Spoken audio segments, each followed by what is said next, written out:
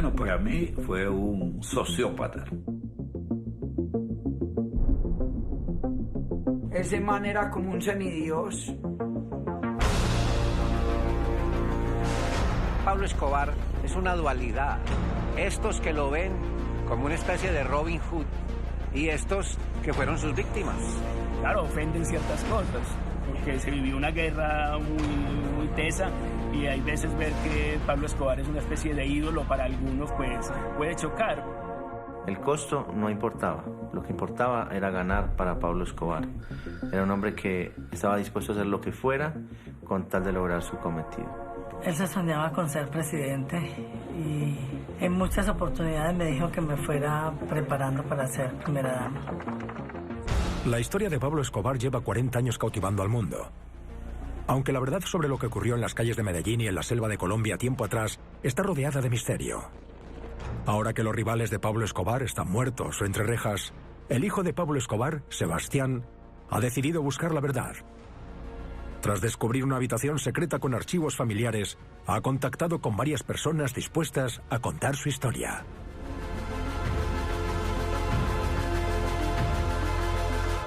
Preparaos para un acceso exclusivo al pasado del mundo del AMPA colombiano.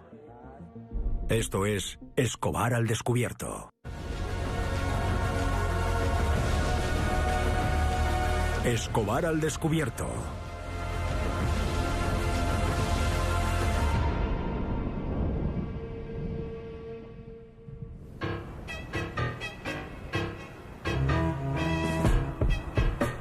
Medellín, 2017. Población 2,5 millones. Conocida por su oro y su café, pasó a ser la ciudad que conocemos hoy en los años 80, con el auge del comercio de la cocaína por toda Colombia y Centroamérica.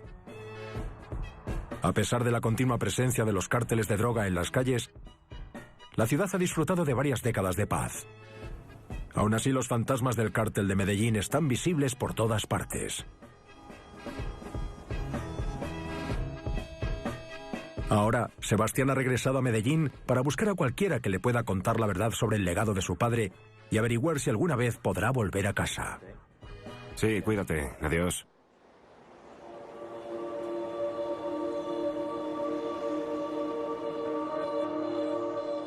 Victoria Eugenia Henao Vallejo, conocida por sus familiares y amigos como Tata, se convirtió en la esposa de Pablo Escobar a los 15 años. Es la primera vez que aparece ante una cámara para hablar de su vida con él. ¿Qué trajiste, mamá? Mira, hijo, traje acá unos recuerdos que encontré que hacía 25 años. Este es en el cumpleaños de tu Juana, hermanita. ¿no? Sí, sí. ¿Qué cumpleaños era este? ¿El número qué? ¿Número 4 o 5? 5.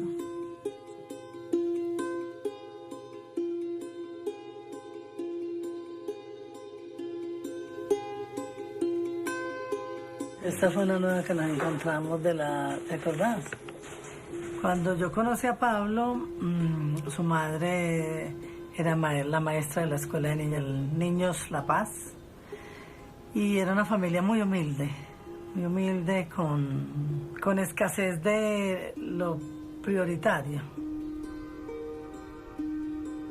A estos espacios en el barrio La Paz, desde que llegó, siendo muy joven, era secretario de la Acción Comunal, entonces siempre lideró todo este espacio de comunidad. Era un hombre muy romántico, me sedujo su sonrisa, quizás que me llevaba más de una década de diferencia, yo era una niña. A los 13 años, un hombre tan grande te mire, me sedujo eso.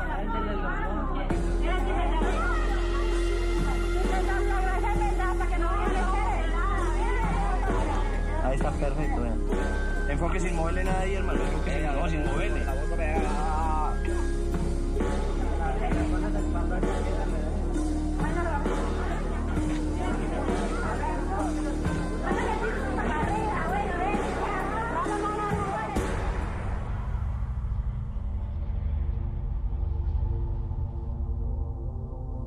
Para mí tiene una gran importancia el archivo fotográfico familiar porque pudo sobrevivir al tiempo, a más de 20 años de estar escondido Era una habitación secreta.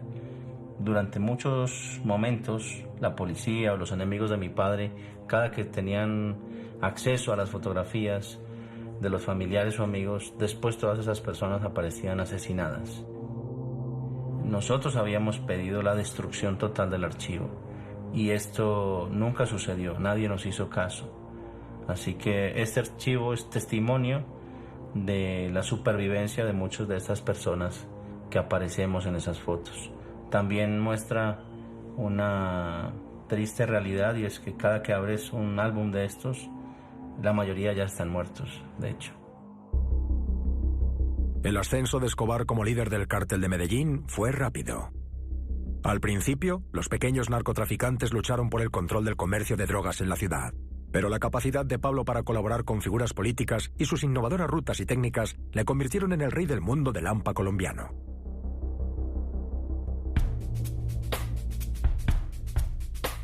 Colombia ha cambiado mucho en 25 años. Dos periodistas, Pascual Gaviria y Luis Alirio Calle, se han prestado a ayudarnos a describir la evolución de Medellín desde su pasado marcado por la guerra hasta la actualidad. Pablo Escobar fue un criminal que tenía, digamos, muy buena intuición, que estaba en el momento justo y que en un negocio que empezó a prosperar, él por su intuición, por su posición, por sus contactos, por su familia, se hizo líder. Y como líder adquirió cada vez más credibilidad.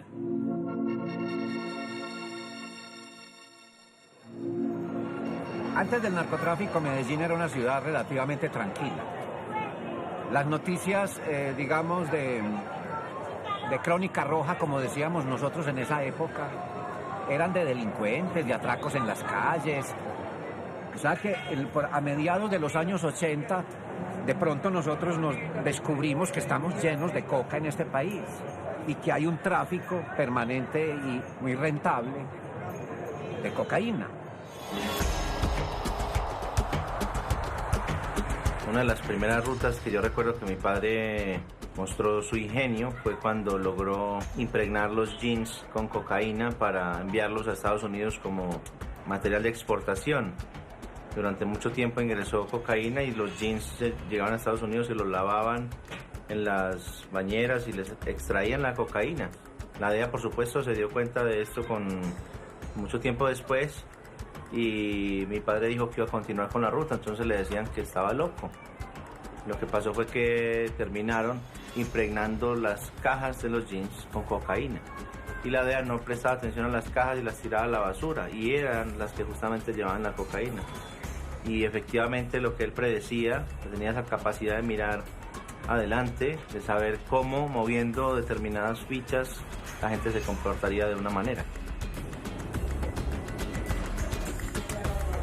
Desde principios de los 80 el narcotráfico comenzó a ser una ola que sonaba, un eco que sonaba permanentemente, y ya a finales de los 80 no era un eco, sino que era una realidad, un grito se oía permanentemente y ya era el asunto de violencia. Había una guerra urbana en la ciudad.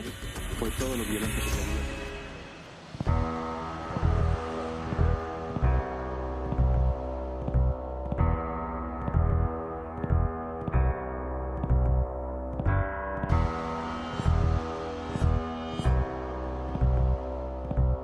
El general Maza Márquez está retirado, pero en su apogeo fue uno de los mayores antagonistas de Pablo Escobar.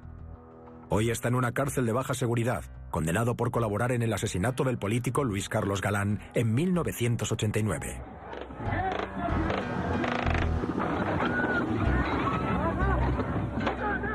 Pablo Escobar es un criminal nato. La sociedad colombiana estaba muy atemorizada por lo que estaba sucediendo, porque entre otras cosas no estábamos preparados para poder nosotros enfrentarnos a un monstruo tan grande y con tanto dinero como ese.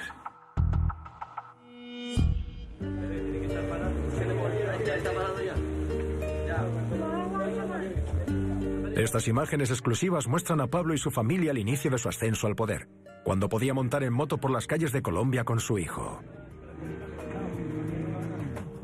Bueno, este video es realmente increíble. Yo tengo 1 año de edad, está tomado en el año 1978, en el barrio La Paz de Envigado. Para mí es muy interesante ver a toda mi familia, a mis tías, mi tío. Están todos y se ve que todos son felices. Mi padre acababa de involucrarse en el negocio del narcotráfico, así que le iba bien. Estaba empezando a ganar mucho dinero y se le ve montando en motocicleta conmigo. Sí, va a dar una vuelta con el niño, a ver.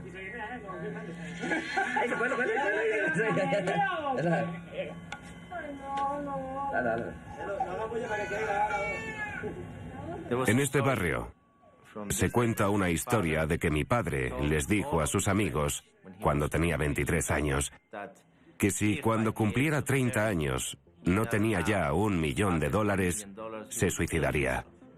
Y ahí le podemos ver con 29 años. Feliz porque había alcanzado ese objetivo. Mi padre ya había salido de prisión después de que fue detenido con 19 libras de cocaína con sus amigos en la cárcel de Pasto, al sur de Colombia. En aquella época no sabía que iba a ser el mayor capo de la droga del siglo XX. Unos años más tarde, la familia Escobar tendría que retirarse tras los muros de fincas cerradas y a la selva colombiana por su propia seguridad.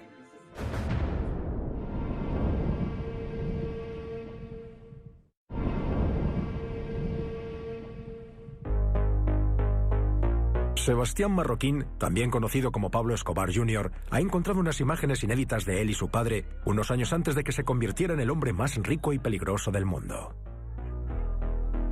Pablo pasó de empresario familiar a capo de la droga. Con su ascenso al poder, las calles de Colombia cambiaron igual de radicalmente con resultados letales. Para acá adelante, en esta. Sebastián Marroquín ha regresado para visitar las raíces de su infancia, entrelazadas con el cártel de Medellín. Medellín es demasiado peligroso para mí, porque he recibido amenazas de muerte, así que he preferido ir en coche a Medellín y no en avión, porque todos los cárteles de Colombia tienen contactos en todos los aeropuertos, así que saben quién llega y quién se va de las ciudades.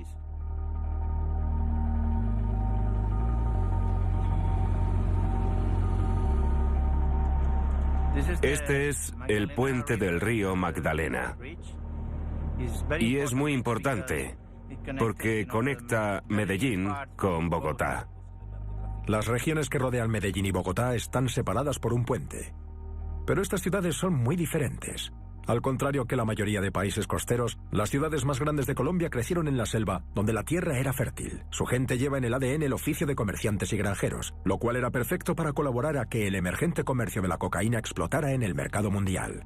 La ubicación de Medellín dentro del país la protegía de ser atacada por fuerzas externas mientras ascendía al poder en esos importantes primeros años de desarrollo. Mi padre solía traer a músicos con guitarras y otros instrumentos, así que tenía una relación muy estrecha con el río. Solían venir y quedarse toda la noche de fiesta, dedicándole canciones al río. Porque este río está muy cerca de la hacienda Nápoles, donde mi padre tenía todo su poder. Solía tirar aquí todos los cadáveres.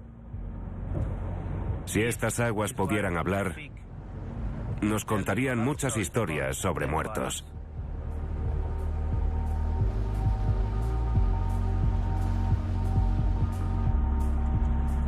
He de decir que mi padre contribuyó muy negativamente al país, porque a cualquier ciudad que vayas te tratarán muy mal si eres colombiano.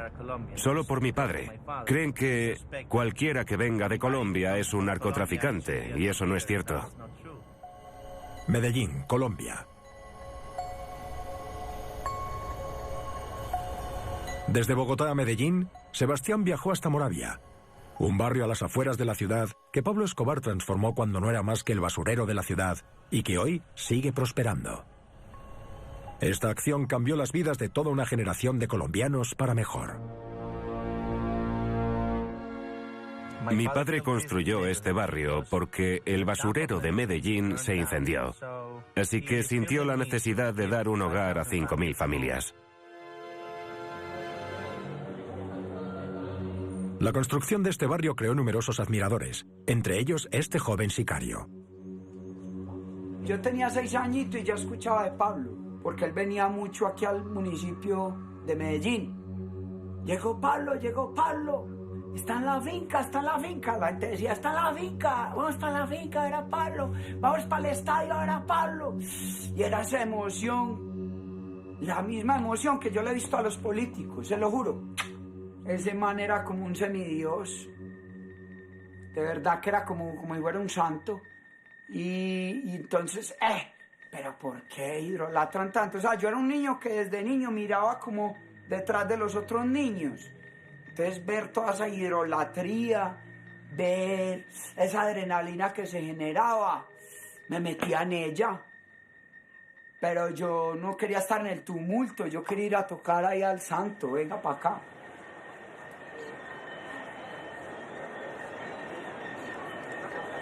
Viniendo después de como de 25 años, hermano. ¿Cómo lo ve? Pues apenas para recorrerlo. Vamos a recorrer su izquierda. Hágale, vamos a dar una vueltica pues. No es un roce. ¿Qué le van a hablar pues? Muchachos, ¿cómo les va? Un claro ejemplo es el de los habitantes del barrio Medellín sin tugurios. Nosotros vivíamos en el basurero municipal. Allá nos entrevistamos con don Pablo porque don Pablo Escobar hizo una cancha en Moravia. Señora, ¿cómo le va? Sí. ¿Usted es hijo de Pablo? Sí. Eso es lo que dicen, sí, señor. Sí, como que se me pareció como que lo había visto todos los días, como parecido. Es que me habían dicho que usted es de las primeras que llegó aquí al barrio. Ah, sí. Cuidado. Entren. Gracias, permiso. Así que entonces, ¿en qué año fue que comenzó todo aquí lo de los lotes y todo eso? Eso fue como para la época de Lara Bonilla, ¿cierto? Sí. En el 84 sí. Por ahí. Sí, en el 84.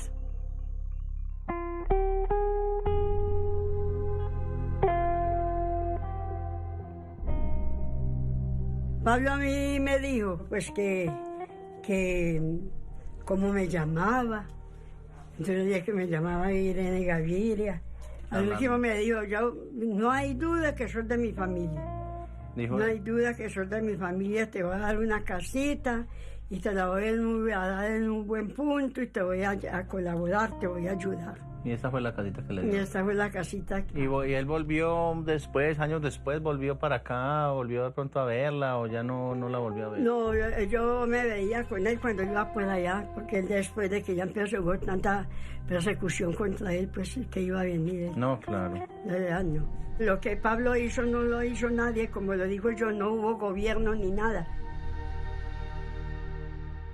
Ese es Pablo Escobar. Ese hombre que nos muestra esos extremos en la caridad, esos extremos en el amor y esos extremos en la violencia, en la destrucción. Señora, hasta luego pues, que esté muy bien, muchas gracias, que Dios la bendiga. Gracias pues.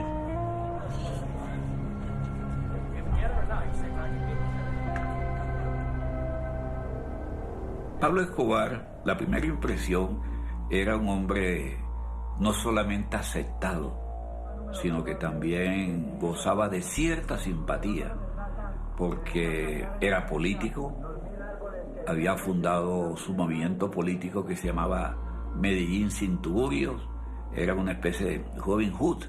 Él había concedido viviendas en las comunas más pobres de Medellín, estudios para sus hijos, reemplazaba de cualquier manera la ausencia de los padres, que en muchos de esos hogares no existían o en su defecto no cumplían con sus obligaciones como padres. Entonces eso lo suplió Pablo Escobar. Esta es la promesa que es realidad con don Pablo Escobar Gaviria, a quien realmente le pedimos ese aplauso que ya ustedes por iniciativa se lo entregan. Cuando Pablo empezó en la política yo tenía 20 años. Esta foto de la política me llena de muchos recuerdos, de muchos momentos de alegría y de incertidumbre a la vez, porque Había muchas cosas detrás de este paso que Pablo estaba dando y me generaba preocupación. No es que con un niño, es un niño. Yo veo acá una mujer que vive en un palacio sola, sin marido, sin con quien compartir la vida y sin con quien poder proyectar la educación de sus hijos. No digamos que me había acomodado el espacio, o sea, era como una visitante desde el amor.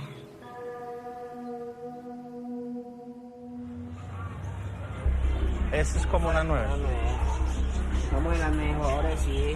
Qué bueno, hermano, hay que mantenerlo así, tranquilo, hermano, que Menos hurtos, menos... aprovechar que los turistas puedan seguir viniendo para que eso es fuente de trabajo para todos.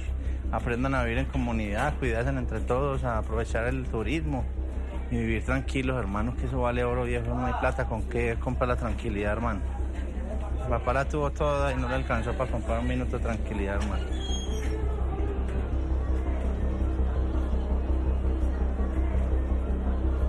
A pesar de la paz relativa de la moderna Moravia, se cree que aquí aún viven muchos miembros peligrosos del cártel de Medellín.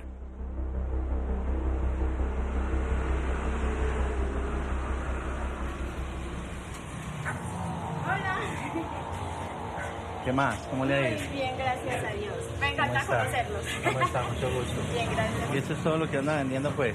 Todos los diseños los sacamos nosotros. La imagen que realmente más se vende de locura es esta.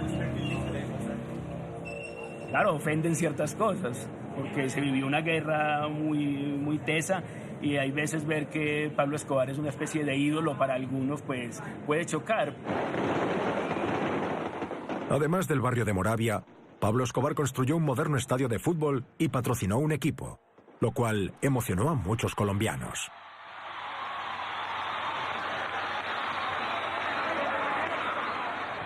Acá se ven multitudes.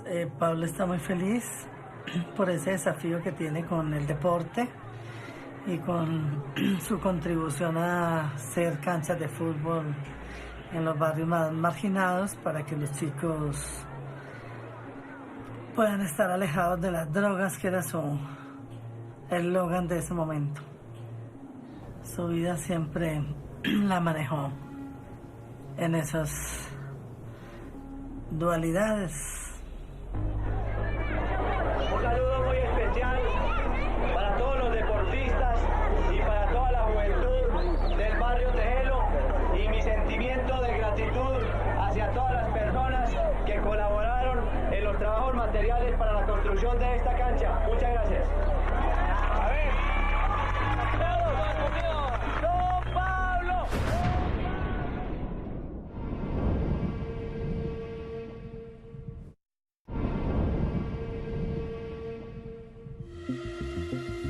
Tras visitar Moravia, el barrio que su padre Pablo Escobar ayudó a construir, Sebastián Marroquín viaja por el campo colombiano hasta la hacienda Nápoles, antigua propiedad de su familia. Tengo que quedarme detrás y parecer un turista, porque si descubren que soy yo y que vengo con un equipo de cámaras, no nos dejarán pasar a la hacienda, os lo aseguro. Además, el ticket de entrada no pienso pagar por entrar a mi casa.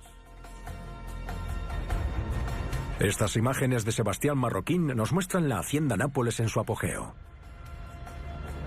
La hacienda Nápoles era una de las propiedades más grandes de mi padre y uno de sus mayores sueños. Teníamos nuestro propio zoo y también un parque jurásico.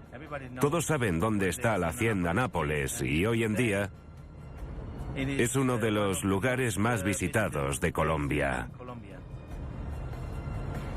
Esta hacienda representa el mayor símbolo de ostentación y de poder que pudo tener Pablo Escobar alguna vez en su vida.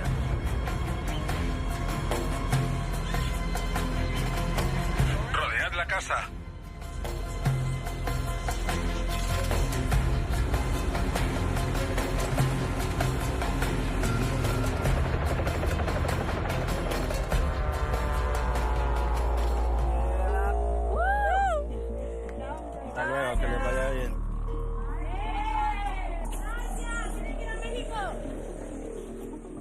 Me reconocieron en cuanto nos vieron. ¿En el coche? En el coche. Creo que deberíamos irnos ya, si queréis grabar en el aeródromo.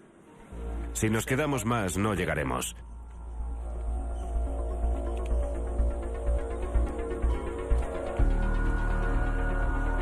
Os enseñaré algunos de mis juguetes.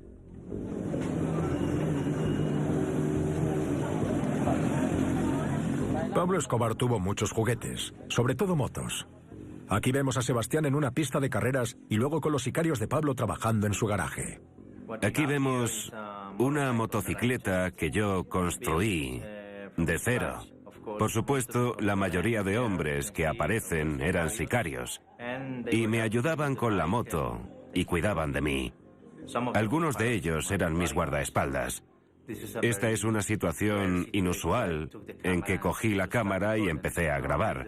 No solo a las motocicletas, sino también a todos los bandidos que había alrededor. Para mí este vídeo es muy importante porque muestra cómo vivíamos entre los sicarios. Y ahora se lo puedo enseñar al mundo porque la mayoría están muertos. Estos hombres eran los soldados de infantería de Pablo Escobar en sus guerras contra sus rivales políticos colombianos y los cárteles de la droga. Estaban dispuestos a matar por Pablo a cambio de mujeres, dinero o juguetes como estas motos. Se puede ver que todos estamos muy relajados en este vídeo, como que está todo bajo control. La mayoría de hombres del vídeo eran los más buscados por la policía, pero estábamos seguros de que no les iba a pasar nada. Dejamos los vehículos fuera, los BMW, los Mercedes, todo. Yo preparé esta moto en el barrio de Antioquía, que es uno de los barrios más conocidos para vender droga en la zona de Medellín. Y este taller estaba en ese mismo barrio.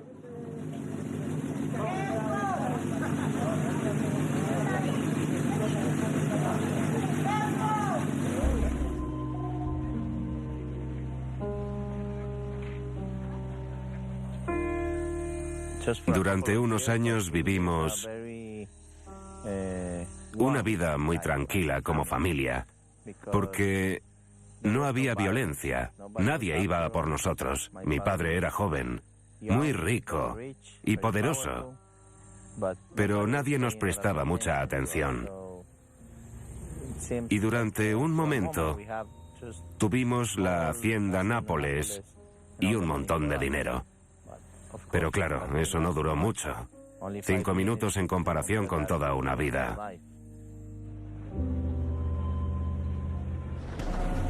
Al visitar la hacienda Nápoles por primera vez en muchos años, Sebastián Marroquín llega a la famosa pista de aterrizaje a la que llegaban las drogas y el dinero de Pablo Escobar.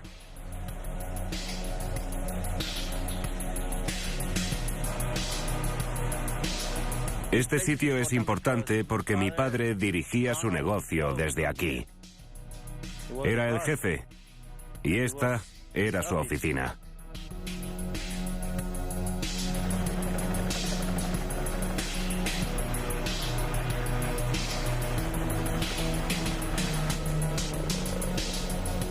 Un día le pregunté a mi padre cuánto dinero tenía y él me respondió: he dejado de contar el dinero.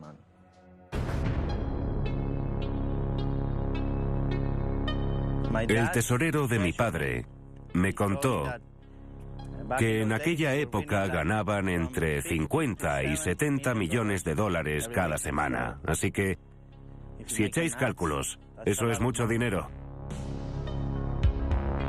Conocí al hombre que se encargaba del dinero en Estados Unidos y se llamaba Quijada. Quijada era el encargado de esconder el dinero y llevarlo al banco. Se pasaba toda la semana de 8 de la mañana a 5 de la tarde contando dinero y nunca paraba, así que empezó a pesarlo. Este tío tenía más de 25 casas en distintas ciudades de Estados Unidos, con sótanos en los que escondía grandes cantidades de dinero.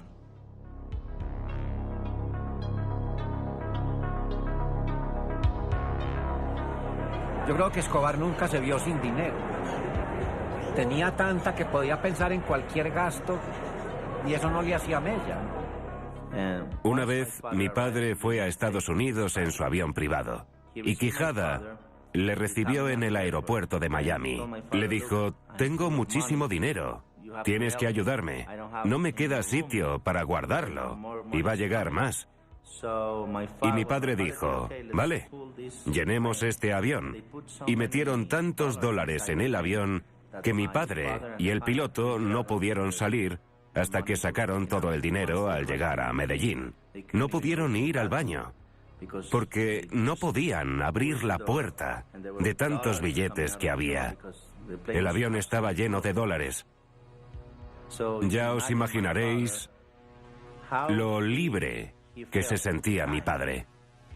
Cuando podía volar desde el aeropuerto de Miami al de Medellín sin que nadie se diera cuenta, en un avión lleno de dólares.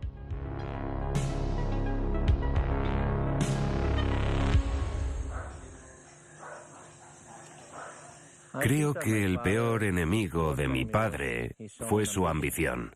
Él fue su mayor enemigo, porque no tenía límites. Su propia ambición no conocía límites y sentía que podía conseguir cualquier cosa. Era suplente como representante a la Cámara. Si el señor ministro sabía que Pablo Escobar era el fundador del MAS, ¿por qué no se lo había dicho al país antes? ¿Por qué lo dijo cuando se sintió acorralado por las pruebas que presentó mi compañero en la Cámara del Congreso? Yo sentí orgullo por sus sueños, por el proyecto que tenía en ese momento, por la buena fe y la convicción que tenía con el país. Él se soñaba con ser presidente y en muchas oportunidades me dijo que me fuera preparando para ser primera dama. En el fondo de mi corazón no sentía que eso iba a llegar a ser, pero lo escuchaba con respeto porque al fin y al cabo era el hombre, ¿no? Y una cultura tan machista, entonces también lo acompañaba en su sueño, pero en mi interior no lo veía posible. Al principio no estaba tan furioso, o sea, estaba como expectante a ver qué podía pasar en el tiempo, pero cuando el tiempo pasó y no pudo retroceder, o no pudo regresar, diríamos, a este espacio, se empezó a poner furioso.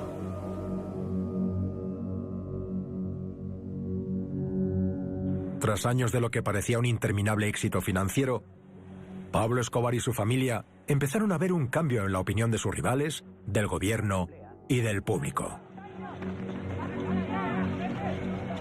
No fue una guerra civil, porque no había, digamos, unos bandos sociales encontrados o peleando por un modelo distinto de sociedad. Había un gran poder criminal enfrentado al Estado, pero ese gran poder criminal dijo: no vamos a librar una guerra policías contra nuestro pequeño ejército, vamos a librar una guerra que aterrorice a toda la sociedad, y ese es nuestro poder. Era también un asunto de miedo, de imponer su poder y de un terrorismo, si se quiere. Cuando explotó, me imagino, ¿no? Porque pues yo nunca pensé que era una bomba. A mí se me vino a la cabeza que era un terremoto que estaba, por lo que todo caía encima, y pues como no se siente la explosión en ese momento, me di cuenta que faltaba ella y fue cuando la encontré muerta. Nosotros sentíamos miedo de que a uno le pasara algo en la calle como consecuencia de la guerra contra las drogas, no porque lo fueran a matar a uno porque sí. Bueno, tampoco hasta allá, ¿no? Una vez, hablando con mi padre sobre la guerra, le dije que parara el terrorismo y la violencia. Había puesto una bomba cerca de una plaza de toros, así que había mucha gente, podría haber miembros de nuestra familia. Le dije: mira, podrías haber matado a tu madre. Y él me respondió: hijo, la guerra es la guerra, y alguien tendrá que morir. Si es mi madre, que así sea. Creo que fue una manera muy fría de decir: vale, estamos en guerra, pero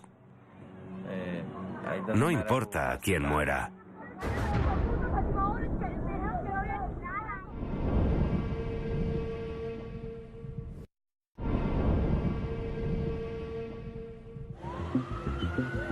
La guerra es la guerra, y alguien tendrá que morir. Si es mi madre, que así sea. Cuando no estaba en su hacienda o en lo alto de las torres del centro de Medellín, Pablo Escobar corría el peligro de que lo asesinaran. A las afueras de la ciudad tenía gente leal a él que estaba dispuesto a protegerle allá donde fuera. Sebastián ahora está pasando por un barrio lleno de escondites de Pablo. Los paramilitares ya sabrán que estamos aquí y solo llevamos 5 minutos. Los grupos paramilitares tienen informantes en todas partes de la ciudad.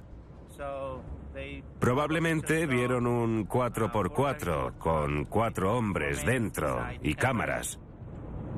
Estoy seguro que ya están llamando a todo el mundo para decirles que alguien extraño ha llegado a la ciudad. Es imposible esconderse.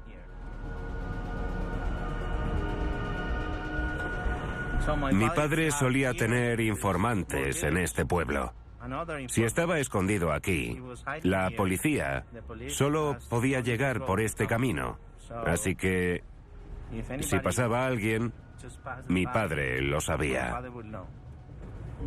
La mayoría de informantes eran como ese niño. Así que la policía no podía hacerles daño. Conocían a todo el mundo y sabían si alguien no era de por aquí. Si tenían relación con algún narco, le llamaban y se lo contaban. Las autoridades conocían la hacienda Nápoles y cada vez que le buscaban, iban allí. Así que mi padre se escondía más aquí que en la hacienda.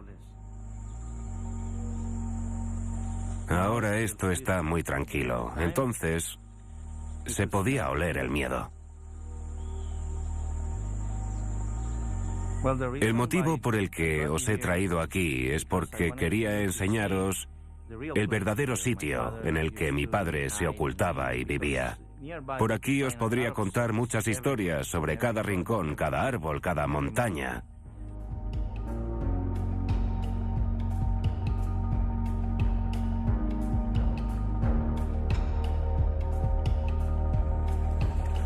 Mi padre solía utilizar todas estas tierras para esconderse, para escapar de las autoridades.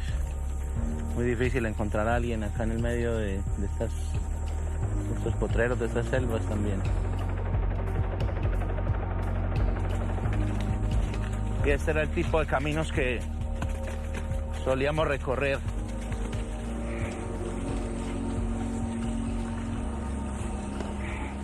Vivir escondidos por aquí era algo más, una cuestión permanente.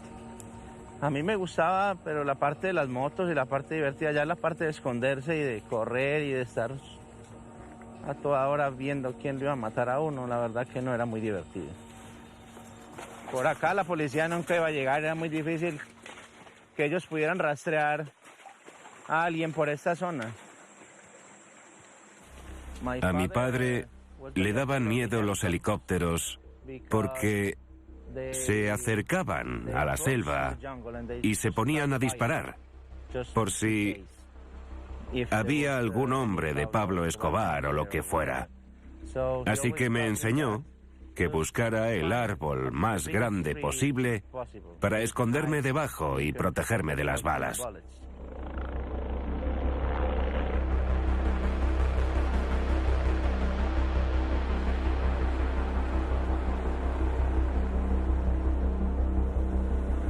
Bueno, este es el lugar donde mi padre ejerció todo su poder en Colombia.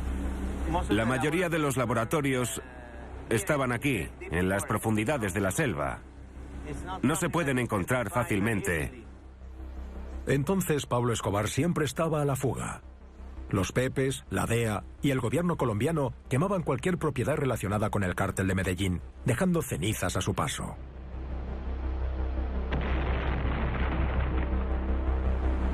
Ahora vamos a una propiedad que era nuestra. Es el sitio en el que murió mi tío Mario. Bueno, aquí estamos viendo en esta foto a Mario Henao, mi tío materno, además un gran amigo de mi padre, diría que el mejor amigo de mi papá, y también la persona a quien mi padre le tenía más miedo y respeto.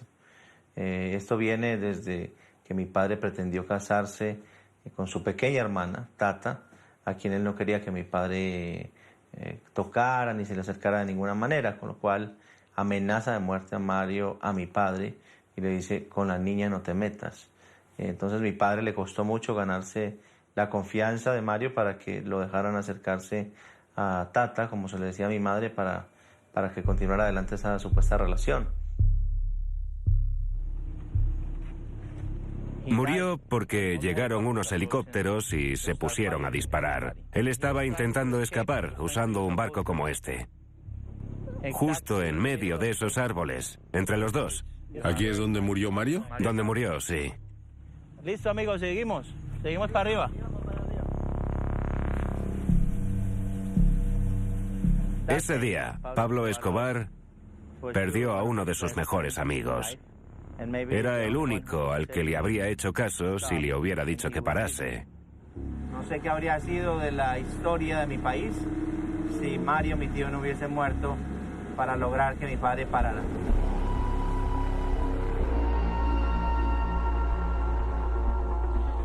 Bueno, cuando estábamos en la jungla, mi padre me enseñó cómo teníamos que suicidarnos en caso de que nos capturaran los del ejército, la policía o cualquiera de sus enemigos.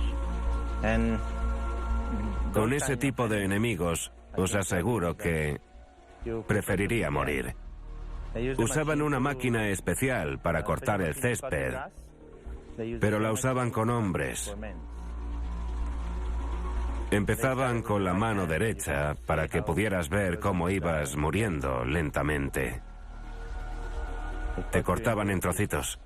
Me enseñó por qué razón el tiro no podía ser en la boca, ni en la sien, ni en la frente, porque la bala podría desviarse, salir por un lado que no le haría a uno ningún daño verdadero.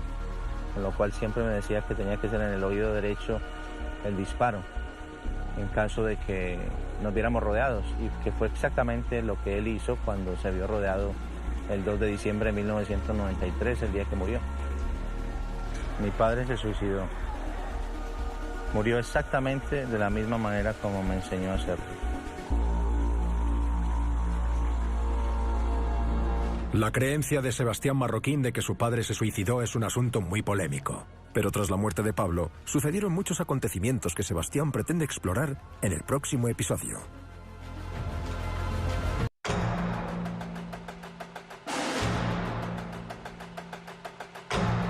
Mi nombre es Miguel Alfredo Maza Márquez.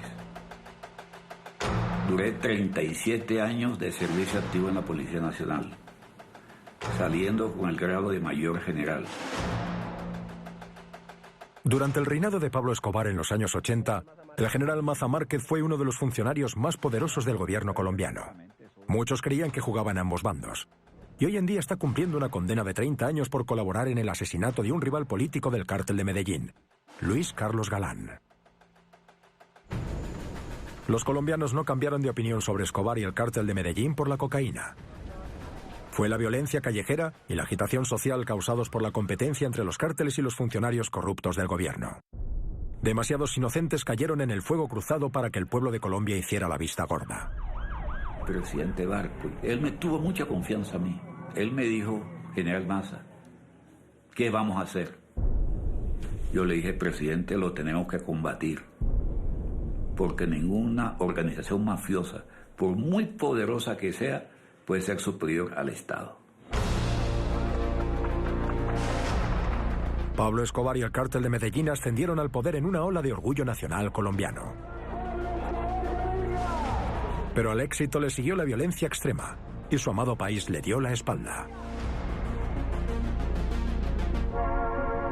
Ahora, su hijo, Sebastián Marroquín, ha regresado a casa por primera vez en décadas para revelar la verdad de su propio pasado. Ha descubierto una sala con archivos exclusivos que ahora puede compartir con el mundo. Pero lo que está descubriendo podría ser demasiado para él.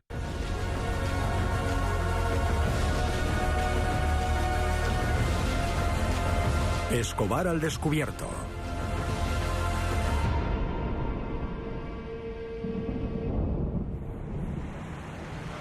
Bogotá, 2017.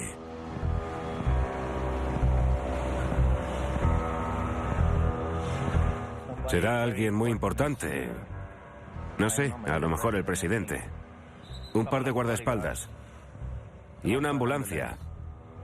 Creo que en Colombia es una buena idea llevar no solo guardaespaldas, sino también una ambulancia detrás.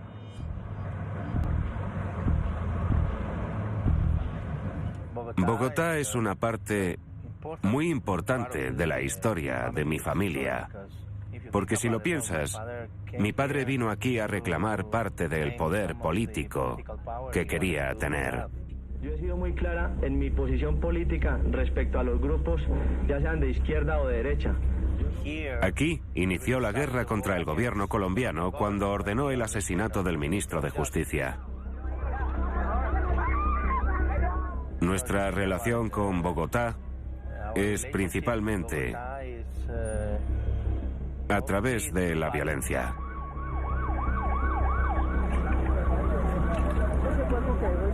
Mi padre quería destruir esta ciudad, toda la ciudad. Quería presionar al gobierno para que hiciera todo lo que él quisiera. Así que recurrió mucho al terrorismo para traer el miedo a Bogotá.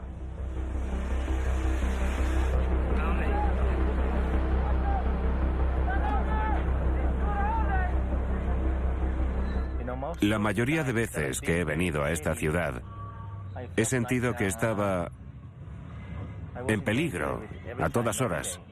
Hace muchos años habría sido imposible hacer esto, porque había una recompensa de $4 millones por mi cabeza. Todos me querían muerto. Esto habría sido imposible. No habría durado 2 manzanas. ¿Yo también habría muerto? Sí, todos, hasta el taxista. ¿Por qué ya no tiene precio tu cabeza? Porque los que estaban dispuestos a pagar ya están muertos. Yo valía mucho para ellos. En cierto sentido, eso me salvó la vida. La policía está haciendo algo ahí, así que...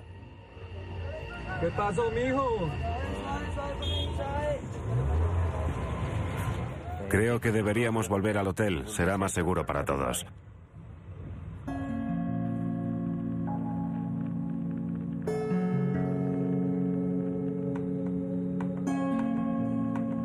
Para mí tiene una gran importancia el archivo fotográfico familiar porque pudo sobrevivir al tiempo, a más de 20 años de estar escondido en una habitación secreta. Es la primera vez que Sebastián ve algunas de estas fotos desde hace 20 años. Nosotros habíamos pedido la destrucción total del archivo y esto nunca sucedió, nadie nos hizo caso. Así que este archivo es testimonio de la supervivencia de muchas de estas personas que aparecemos en esas fotos. Ninguno de estos hombres murió por causas naturales. Todos murieron durante las guerras de la droga en Colombia. ¿Dónde están hoy en día? Están en el infierno. Cometieron muchos delitos en Colombia. Le hicieron mucho daño a la sociedad colombiana.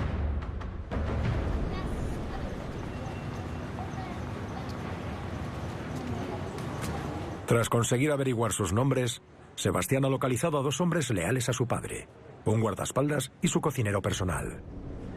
Garrotín, como le llaman, escondió a Escobar en su casa una semana antes de su muerte. ¿Cómo está, amigo?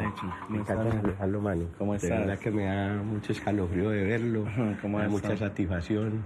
Se me vienen a la mente muchas cosas, hombre, Juan Pablo. Te digo honestamente que con mucho sentimiento, el sentimiento de verte, Juan Pablo, y el sentimiento de recordar tantas cosas lindas con tu padre. Claro que sí, hermano. Patrón, con usted estoy, seguiré luchando, y si nos toca morir juntos, moriremos juntos.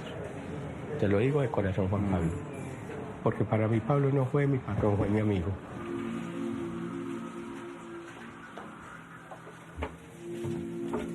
¿Sabes lo que le gustaba a su papá que le hicieran el desayunito? El huevito. Con cebollita y tomate. La tajadita madura, fritica. Oh, y el arrocito lo revolvía.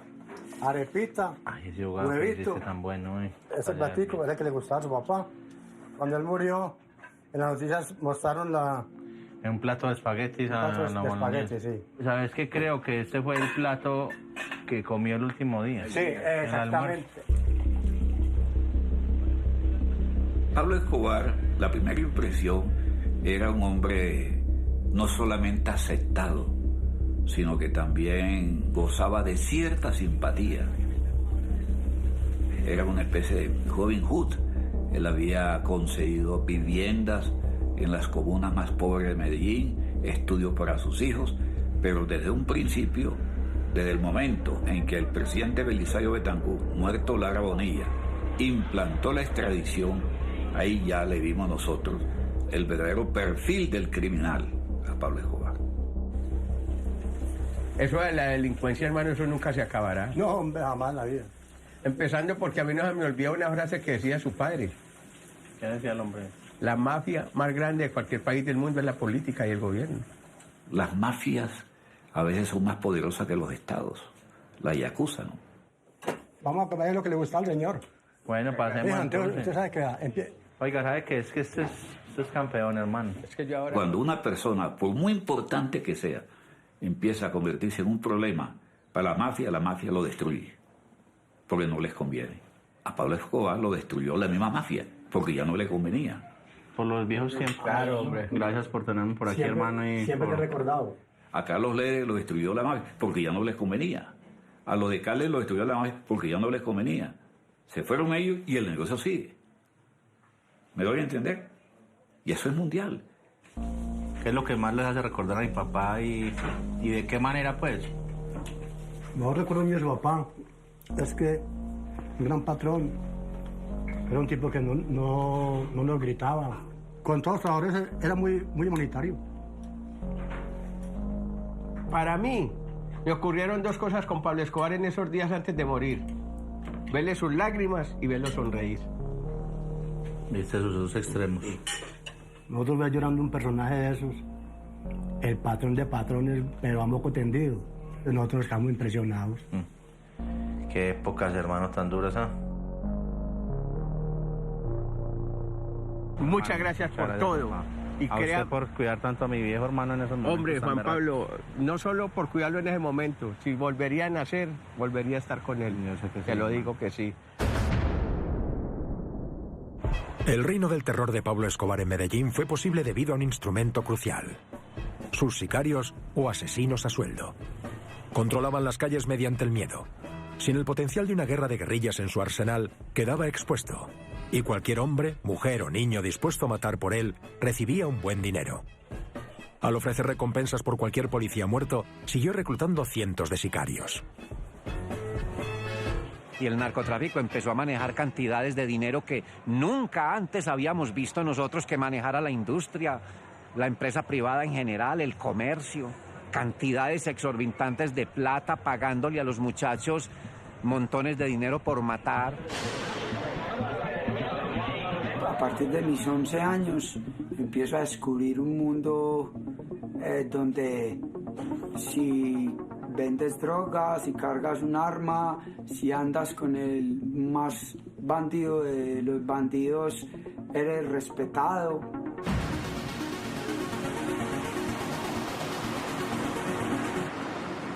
No se conocía esa modalidad delictiva. Entonces él utilizó a estos jóvenes, los dotó de motocicletas, los enseñó a utilizar armas automáticas y en verdad pues fueron muy efectivos dentro de las diferentes misiones que les tocó cumplir. Por eso lo llamamos nosotros el sicario de la moto, que esa fue una modalidad delictiva que se dio por mucho tiempo en Colombia y que se sigue dando.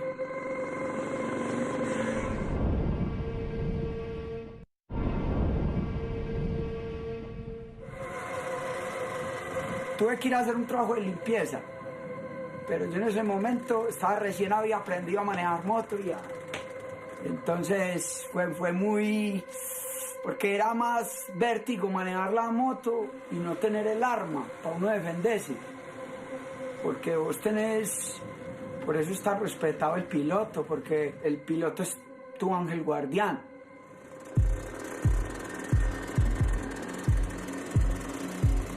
Mi padre empezó a entrenarlos y también a los guardaespaldas que tenían.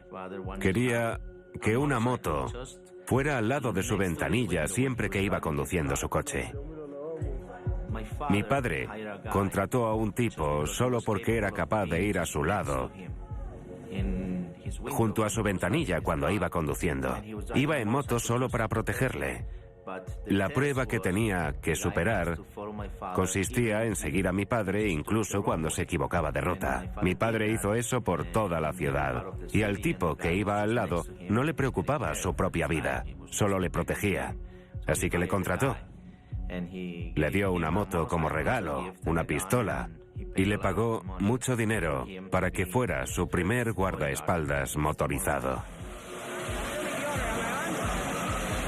En estas imágenes de archivo, Escobar aparece enseñando a sus sicarios a conducir las motos de forma agresiva. Cada momento que pasaban con él era aleccionador para estos jóvenes colombianos.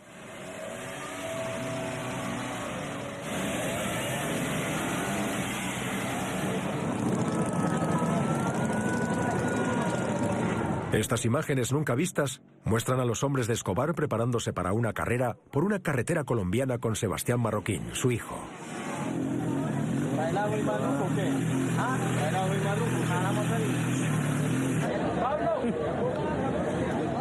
Como podéis ver, el motociclismo forma parte de nuestra cultura, no solo como deporte, también como arma de guerra. La mayoría de los participantes eran sicarios y estaban entrenando porque querían probar lo rápido que podían huir de las autoridades. Una carrera como esta en la ciudad era ideal para que entrenaran como sicarios.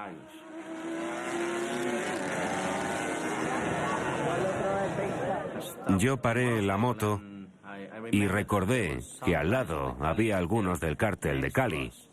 Para mí solo era una carrera, claro. Pero si te paras a pensarlo, dos de los cárteles más grandes y poderosos compartían la misma pista de carreras. Los dos cárteles estaban enfrentados en la guerra de la droga, pero no querían matarse porque estaban disfrutando del motociclismo, de las carreras.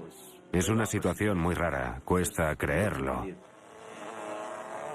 A pesar de demostrar cierta paz en público, la guerra entre Escobar y los cárteles rivales alcanzó proporciones épicas, incluyendo una bomba que detonaron en la casa de Escobar en el edificio Mónaco, en Medellín, mientras él y su joven familia estaban dentro. Sebastián recuerda la explosión que casi mató a su hermana pequeña como si fuera ayer. Estamos junto al edificio Mónaco. Nosotros vivíamos aquí cuando el cártel de Cali puso una bomba. 700 kilos de dinamita dejaron un gran cráter en la calle. Y en ese punto estaba Miguel. Era uno de nuestros guardaespaldas. El coche bomba explotó y encontramos la mano de Miguel con la pistola agarrada en la antena del satélite. Eso fue lo único que encontramos de Miguel. Fue un milagro que sobreviviéramos. Mi hermana estaba en su cuna y el marco de la ventana casi la mata. Debido a esta bomba, mi padre se enfadó tanto que ordenó que pusieran más de 200 bombas en Colombia. Si esta bomba no hubiera explotado, Colombia jamás habría conocido el terrorismo.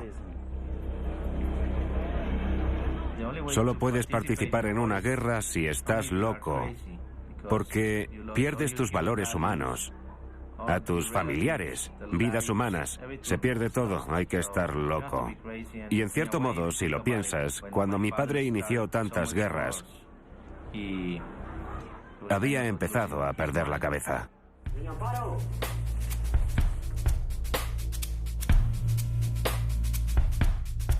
Esta es una de las primeras casas que recuerdo. Esta significa mucho para mí. Y mirad cómo está ahora. Bueno, mirad la casa. Este era el salón. Aquí había cuadros. Cuando los Pepes en su momento fueron a quemar la casa nuestra del Diamante, Cuando empieza la guerra, pues en todo su furor, ellos entran, les echan gasolina por toda la casa y bueno, las personas que van a una cosa de esas no tienen la menor idea qué van a hacer. No entiendo por qué razón algunos de los cuadros y principalmente ese lo sacaron de la casa, se llevaron algunas piezas. Otras obras muy importantes de Claudio Bravo y de otros artistas a nivel internacional fueron totalmente quemadas. La forma en que quedaron todos los cuadros. Yo estaba justamente con Pablo en ese momento y con mis 2 hijos. Estábamos escondidos en una caleta. Y yo empiezo a llorar muchísimo por esa situación. Y Pablo me llama a un pequeño patio. Entonces, mirándome a los ojos, me dice, mi amor, el mejor Dalí que tenés en este mundo es este que tenés acá. Este no tiene precio. En algún momento te volveré a dar otro Dalí. O sea, siempre me quedó como esa enseñanza de la vida con ese cuadro.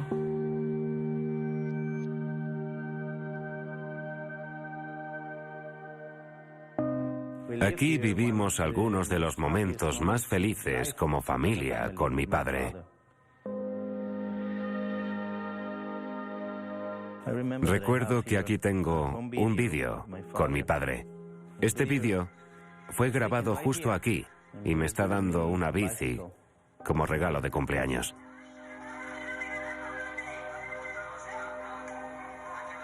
Nosotros dimos la orden de que destruyeran todo lo relacionado con nuestros recuerdos, porque cuando la policía encontraba este tipo de archivos, mataban a todos los que aparecían. Así que hasta el payaso podría haber acabado muerto. Casi parece que está muerto. El payaso de mi fiesta daba miedo. Pero al ver al payaso peinando el bigote de mi padre, se nota que el tipo no tenía ni idea de quién se trataba. Momentos felices que han desaparecido. Yo pensé en separarme de Pablo en varias oportunidades. Se lo propuse. Y él siempre hacía todo lo posible para volverme a seducir y para mandarme las mejores rosas amarillas y el mejor poema para que no me fuera. Y bueno, en algún momento seriamente le dije, bueno, nos tenemos que separar legalmente porque es necesario para la vida mía futura, y tampoco me permitió una separación. Me dijo que antes muerto que separarse. Y bueno, a Pablo Escobar no era fácil llevarle la contraria.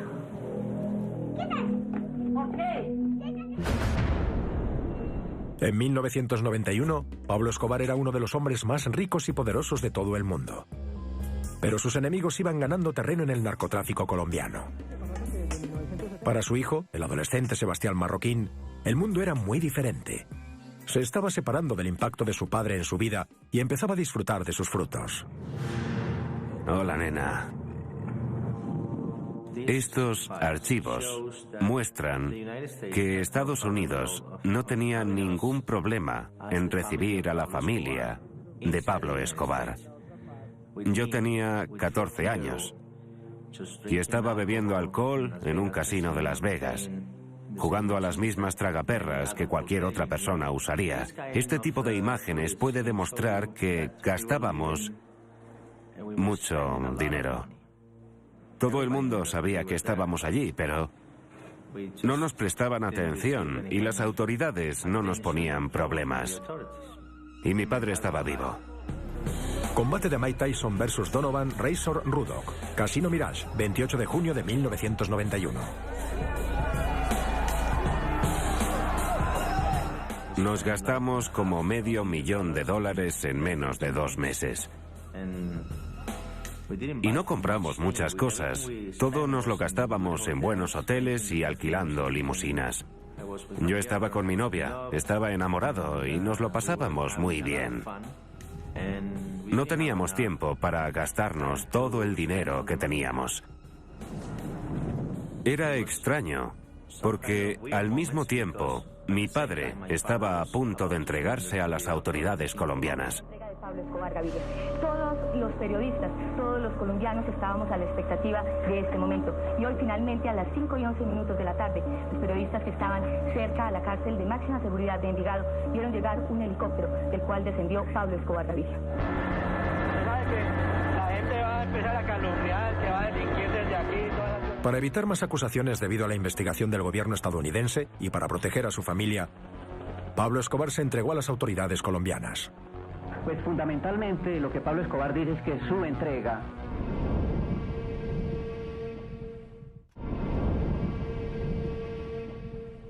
Para descubrir más sobre su arresto, Sebastián ha contactado con el primer periodista que entrevistó a Pablo en la catedral, Luis Salirio Calle. Lo que primero intenté yo como periodista, que yo le mandé una carta. Yo aspiraba como a poder entrevistar a Pablo, ¿cierto? Y preguntarle muchas cosas que todos nos hacíamos, preguntas que todos teníamos, ¿cierto? Y él me contestó. Cuando él me mandó la carta diciendo que él quería que yo estuviera allá, que el único periodista, que eso lo habían hablado con los abogados. Y como a mediodía apareció un muchacho allá en el noticiero, con una caja de cartón llena de casetes de Betamax. En esos casetes había imágenes de Pablo en el estadio, de Pablo haciendo cosas por ahí, Pablo reunido con gente. De sus obras sociales, digamos. Y me decía, hombre, la idea es que usted le haga llegar esto a los periodistas. Y yo, pero vean, esto tan curioso, hombre. Yo parecía pues como el correo del cartel de Medellín, llevando los casetes. ¿Qué razón? Sí. Hasta que llegó un momento en que le dije yo a Pablo, hombre, vea, hombre, tengo noticiero a las 9. Y me dijo, no, espere, ¿verdad? Ya. Nos encerramos él y yo en una pieza. Había una cama grande, ancha, pues una cama doble, tendida, y Pablo se puso a tender esa cama bien para que yo no me sintiera mal. Y yo decía, pero por Dios, este hombre, pues todo lo que se le atribuye y lo que ha hecho para incomodar, haya incomodado a medio mundo. Y está preocupado porque un periodista se sienta cómodo. ¿Qué le habrás hecho sentir vos? Yo deseo que haya fortalecimiento del poder civil y de la democracia colombiana, respeto absoluto por los derechos humanos y paz para toda la nación colombiana. ¿Quién fue Pablo Escobar y cuál era su mundo? ¿Qué mundo creó Pablo Escobar? ¿O qué quería Pablo Escobar? ¿Qué quería hacer? Yo diría que Escobar simplemente quiso tener una familia a la que no le faltara nada. Quiso tener una familia ejemplar y tal vez no supo, se desbocó. O lo desbocó la plata. Es que yo creo que el dinero de algún modo enloquece. Trata por lo menos unos 100 metros de onda. Todo lo que yo he oído decir en noticias que Pablo hizo, mandó a hacer. Y yo decía, pero esta persona no parece tener la capacidad de hacer eso. Eso era mi padre. Muy curioso, ¿cierto? Lo que siempre he querido yo como preguntarle a Juan Pablo es decir, ¿qué significa ser el hijo de Pablo Escobar? Pues yo te diría que yo no me imagino una mezcla más variada de sentimientos que ser el hijo de Pablo Escobar, en todos los extremos posibles. Y siento que mi papá también, desde su propia vida, desde sus propios ejemplos buenos y malos, nos mostró los extremos a los que puede llegar el ser humano en cuestiones como el amor o la violencia.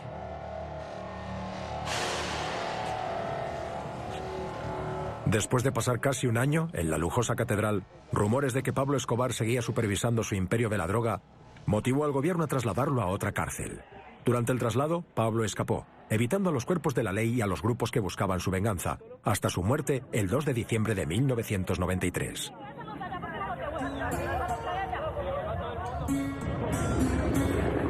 Cuando tenían sitiada la casa, se le metieron por el techo. Él se dio cuenta, entonces él trató de evadir. Y fue cuando se trasladó pues a la azotea. Estando en la azotea, él saca el arma. Pero los francotiradores ya tenían todo delante calculado. ¡Pah! El general Maza Márquez dice que un francotirador estadounidense mató a mi padre, pero es algo como sacado de una película de Hollywood. Porque, si lo piensas, toda la operación fue improvisada. Era muy difícil que tuvieran un tejado preparado con ese objetivo. ¿Usted cree que fueron los francotiradores? Sin lugar a dudas. Fueron los francotiradores porque fue un operativo de tipo militar, policial montado, ¿no? Debido a que tenían la ubicación exacta donde estaba el personaje. Entonces, en la medida en que el personaje trató de evadirse, ya tenían todos los ángulos cubiertos los francotiradores, que fueron los que procedieron cuando el tipo trató de huir. Hay un detalle muy importante sobre cómo murió mi padre. Y esto tiene que ver con una llamada que yo recibí de Gloria Congote, una periodista que trabajaba para el noticiero QAP. Ella fue la persona que me informó que mi padre había fallecido.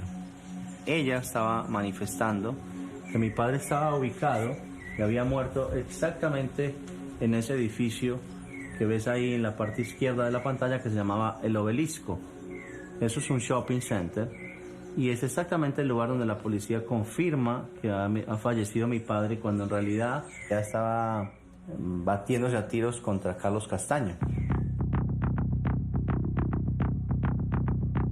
Te vas a dar cuenta claramente que la policía no estaba exactamente en la casa de mi padre cuando murió. Ellos estaban esperando ahí a que Carlos Castaño los llamara a decirles: el trabajo ya está hecho y ustedes ahora pueden venir a tomarse la foto.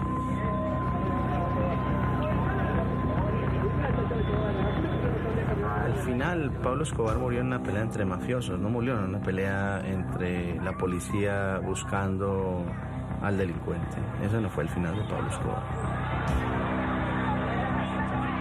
Si tú analizas las fotos de mi padre, cómo murió, vas a ver que él estaba descalzo.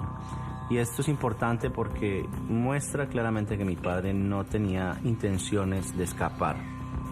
Porque él siempre, todas las noches, en su mesa de luz, amarraba los zapatos de la ametralladora y me decía que eran más importantes los zapatos que el arma para poder escapar del enemigo. Él usó su propia pistola para pegarse un tiro en el oído derecho. Y hay rastros de este disparo. A mi padre no lo mató la policía, decidió suicidarse ese día. ¿Por qué? Porque quería que su familia quedara libre de las garras del gobierno. En criminología existe ese aspecto, ¿no? Un criminal nato, una persona como él, nunca piensa en autoeliminarse. Porque hasta en el fondo no son bravos, no son machos, son cobardes. Y que para él el fin justificaba los medios. La plata y los narcos. Y si alguien se le atravesaba, estuviese en la Conchinchina, ya iban y lo mataban. Ese era pues el perfil del sociópata, de los tipos que llega un momento de su estado, de su comportamiento psicológico, que ya no tienen curación. La muerte. Si tuviera que elegir una palabra para describirle, sería implacable, porque siempre fue un hombre muy fuerte y nunca estuvo dispuesto a parar. Usaría hasta sus últimas fuerzas para matarte.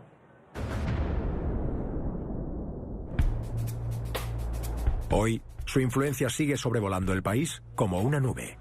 Durante décadas, su familia, sus sicarios, el gobierno y los cárteles rivales han luchado por sus propiedades y sus finanzas ilícitas. Lo que me pregunta todo el mundo es: ¿dónde está el dinero? Después de que muriera mi padre, todo el mundo quería un trozo del pastel. Así que tenemos a los Castaño, al cártel de Cali, al gobierno, la policía, los paramilitares, los militares, los capos de la droga, y todos quieren un trozo.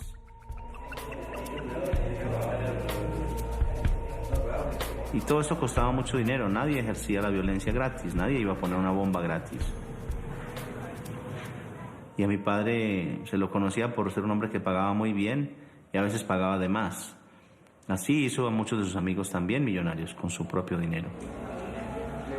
Y esa plata debe estar casi intacta.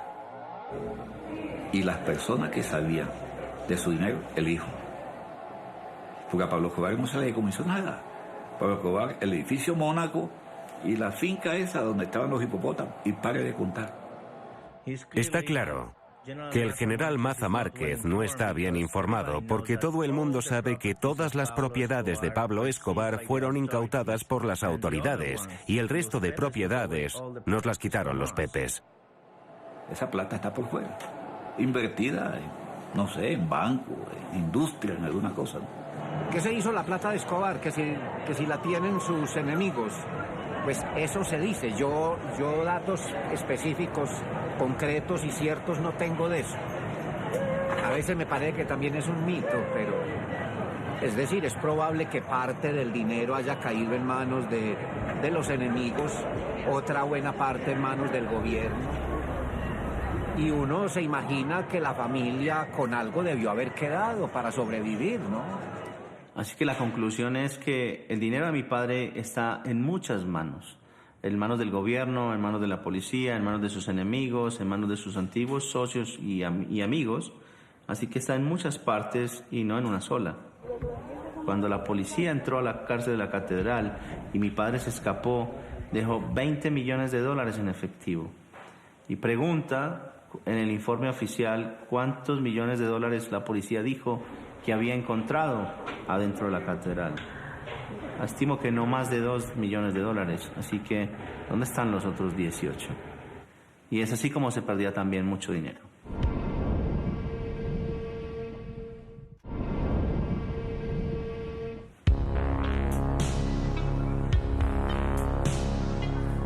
Sebastián viaja a Cali, la cuna de los rivales más poderosos de su padre en toda Colombia.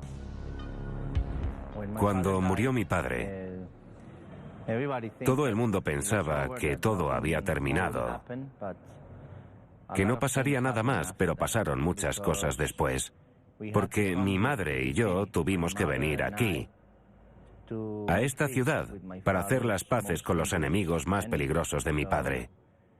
Todos eran de Cali, y yo vine aquí con mucho miedo, porque pensaba que me iban a matar. Mi espíritu me concede la libertad de hacer o no hacer alguna cosa. Somos tan supremamente libres que una persona puede matar a otra.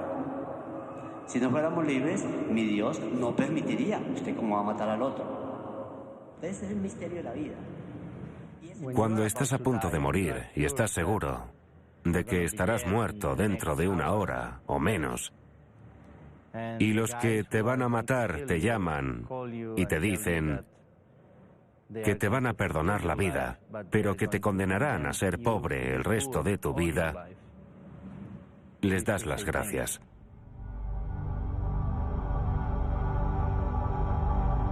Poco después de que mataran a Pablo Escobar, su mujer Tata y su hijo Sebastián se reunieron con el cártel de Cali para negociar un alto el fuego. Y en una mesa de estas con 50 capos de narcotráfico, en un momento dado, bueno, empiezan a pedirme cifras como incalculables para yo poder llegar a un acuerdo con ellos. Y Carlos Castaño me dice en su momento y en la mesa, doña Victoria, yo le voy a devolver su cuadro de Dalí, que sé que es una obra que vale entre 3 o 5 millones de dólares, para que solucione los problemas, porque mi hermano me dijo que le devolviera su obra. Nosotros teníamos una buena relación con Fidel Castaño, el hermano, porque él le encantaba el arte también. Y dije que agradecía que me hayan devuelto la obra, que me quería sentir que la estaba recibiendo y que a la vez yo la iba a entregar para la causa y para toda esta situación que estábamos viviendo. Muchos años después, imaginé que Salvador Dalí jamás imaginó que su obra de arte iba a ser flameada como una bandera de paz entre carteles de narcotráfico. Entonces fue difícil cuando voy y accedo a esta reunión, a tenerla con el propio cartel de Cali, donde estaba Miguel Rodríguez Orejuela, Pacho Herrera, Chepe Santa Cruz.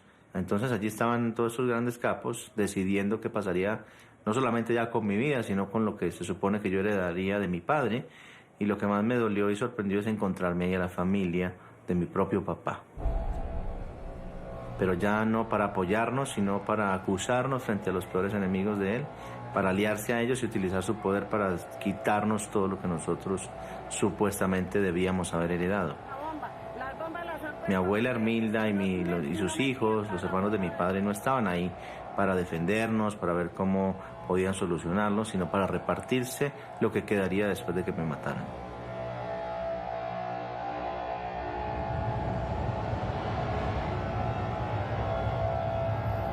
A pesar del impacto negativo que Pablo Escobar tuvo en Colombia, la dualidad de su existencia como hombre de familia y capo de la droga sigue siendo un gran elemento en la vida de su familia. Para su familia, cada día es un día nuevo, y a pesar de todo lo que saben y presenciaron, deben seguir adelante. Buenas, ¿cómo les va? Hola, ¿cómo han estado? ¿Qué más, hombre? ¿Cómo han estado? ¿Bien o no? ¿Cómo les ha ido? ¿Qué más, hombre? ¿Cómo está? ¿Cómo está? ¿Bien o no? Hola, ¿cómo está? ¿Cómo le va? ¿Qué más, hermano? ¿Cómo ha estado? ¿Cómo ha todo esto? ¿Bien?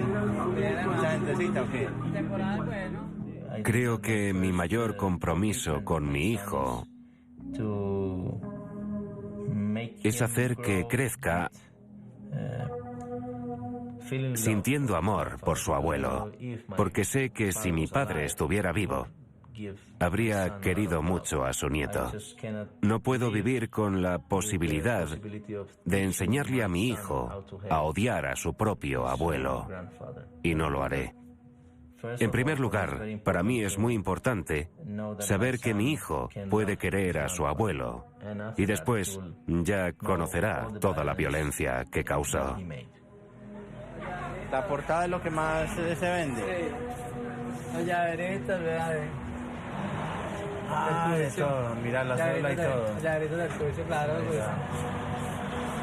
Yo siento que no tengo que disculparme por amar a mi padre. Yo a mi padre lo amo incondicionalmente y el amor que siento por él es no negociable. Pero ese amor no me hace ciego frente a los errores que él cometió, frente a la violencia que generó. Esta foto es preciosa. Ay. Todavía me duele el corazón cuando la veo. ¿Ese fue el mismo día del funeral? No, un año después. Fue su primer aniversario.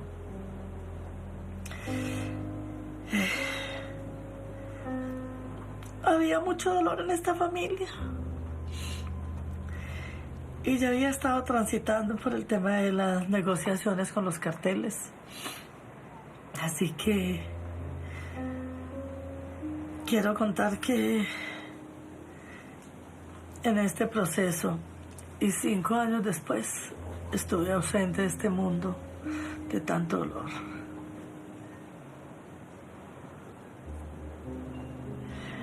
Casi que apenas 24 años después estoy sintiendo que estoy empezando a renacer.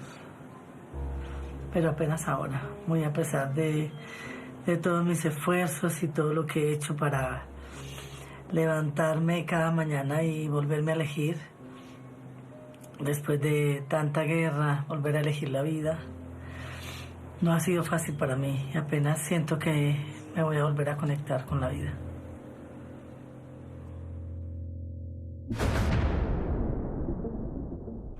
Aquí es donde murió Pablo Escobar, y la pregunta es, ¿quién le mató? Algunos dicen que le mató la policía.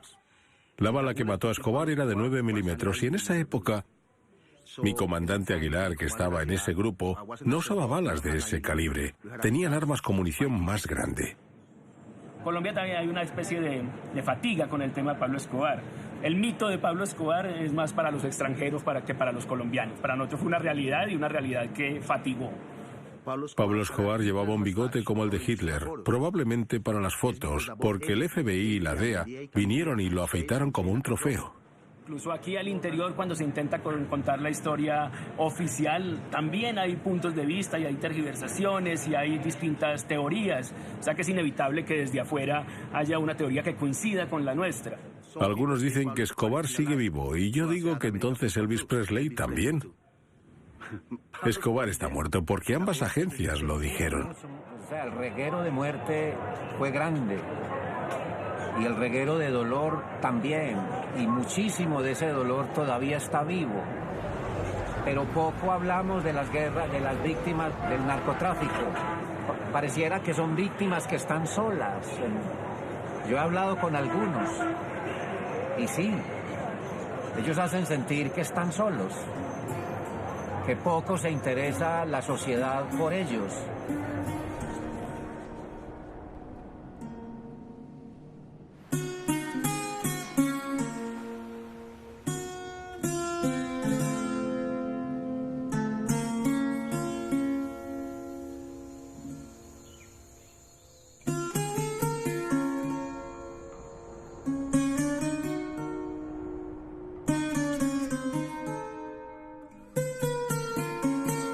Hoy Sebastián viaja por el mundo para hablar con jóvenes sobre la paz. Ahora está casado con su novia del instituto y viven en Argentina con su hijo. El general Maza Márquez fue condenado por participar en el asesinato de uno de los más ardientes rivales políticos de Pablo Escobar, Luis Carlos Galán. Sigue a la espera de juicio. Se enfrenta hasta 30 años de cárcel. Juan Miguel dejó atrás la vida de sicario y lleva limpio más de 15 años. Vive en Medellín con su mujer y su familia. Tata también vive en Argentina. Actualmente está escribiendo una memoria sobre su vida como esposa de Pablo Escobar. Nunca volvió a casarse. La verdad sobre el dinero de Pablo Escobar sigue siendo un misterio. Aunque muchos se atribuyen la muerte de Pablo Escobar, la cuestión de quién lo mató sigue sin resolver. Como muchos detalles de esta historia.